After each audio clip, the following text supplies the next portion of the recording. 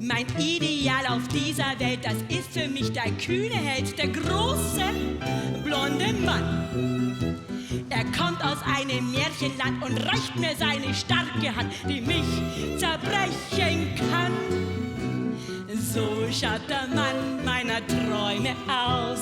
Sein Name ist Ralf oder Peer. Die Wirklichkeit schaut aber anders aus. Bitte hören Sie mal her. Er heißt Waldemar und hat schwarzes Haar. Er ist weder stolz noch kühn, aber ich liebe ihn. Er heißt Waldemar und er ist kein Star. Seine Heimat ist Berlin, aber ich liebe ihn.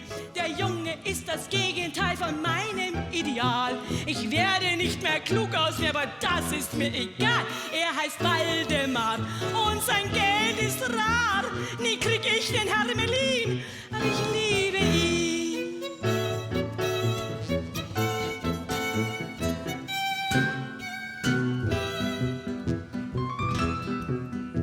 Ich find mich selber sonderbar, ich nenne alles Waldemar. Mein Auto und den Hund, den Vogel, den Chauffeur sogar, die nenne ich alle Waldemar. Und das hat seinen Grund. Mir ist es manchmal schon selbst fatal, denn jeder kennt meine Passion.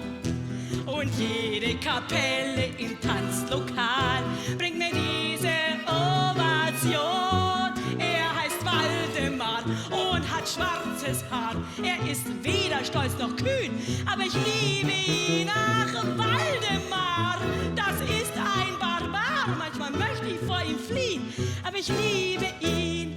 Am Morgen, er am Abend, er, das ist mein Lebenslauf. Ich schlaf mit seinem Namen ein und stehe auch mit ihm auf. Er heißt Waldemar und